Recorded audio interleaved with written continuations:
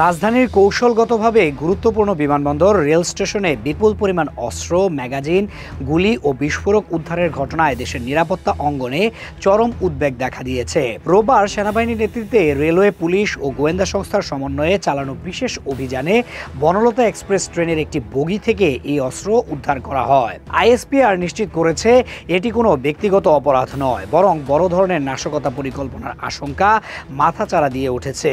এ ঘটনায় ইতোমধ্যে সন্দেহভাজন 4 জনকে আটক করে জিজ্ঞাসাবাদ চলছে। 26 অক্টোবর সকাল 7:15 সেনাবাহিনী সুনির্দিষ্ট গোপন সংবাদ পেয়ে অভিযান পরিচালনা করে।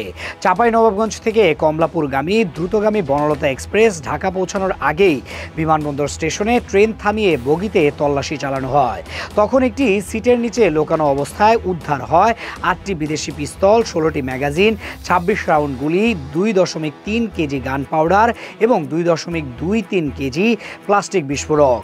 এত ভারী অস্ত্র ও বিস্ফোরক কেন, কোথায় এবং কার নির্দেশে ঢাকায় আনা হচ্ছিল, সেই প্রশ্নই এখন তদন্তের মূল সারবস্তু। এ ঘটনায় সেনাবাহিনীর প্রাথমিক বিশ্লেষণে উঠে এসেছে ভয়ঙ্কর ইঙ্গিত। বিস্ফোরকগুলোর ধরন এমন যে সামান্য ব্যবধানেই বড় ধরনের হামলা ঘটানো সম্ভব। এটি রাজধানীতে অস্থিতিশীলতা সৃষ্টির উদ্দেশ্যে একটি সংগঠিত পরিকল্পনার অংশ। এমন শঙ্কা থেকেই আইন শৃঙ্খলা বাহিনী আরও সতর্ক অবস্থানে রয়েছে। বিশেষ করে রেলপথে নিরাপত্তা পর্যবেক্ষণ আরও জোরদার করা হয়েছে।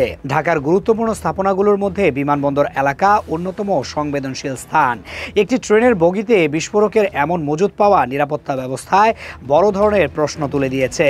তদন্তকারীদের ধারণা, অস্ত্র সম্ভার ঢাকায় পৌঁছানোর পর তা বিভিন্ন জঙ্গল বা নিরাপদ আস্তানায় সরিয়ে নেওয়ার পরিকল্পনা ছিল। এরপর লক্ষ্যবস্তু ও হামলার সময় নির্ধারণ করা হতো। এই প্রক্রিয়ার পেছনে বড় কোনো সন্ত্রাসী গোষ্ঠী বা চোরাচালান সিন্ডিকেট জড়িত থাকতে পারে বলে মনে করছেন সংশ্লিষ্টরা। রেলওয়ে পুলিশ জানিয়েছে, আটক 4 জনের কাছ থেকে ইতোমধ্যে কিছু গুরুত্বপূর্ণ তথ্য পাওয়া গেছে। ঘটনার সঙ্গে যারা জড়িত তাদের শনাক্ত করতে তদন্ত চলছে এবং শীঘ্রই মামলা দায়ের করা হবে। রাজধানীতে যাত্রীবাহী ট্রেনে এভাবে অস্ত্র ঢোকানোর মতো ঘটনা সাম্প্রতিক সময়ে নজিরবিহীন। তাই নিরাপত্তা খাতে বাড়তি সতর্কতা নেওয়া ছাড়া উপায় নেই।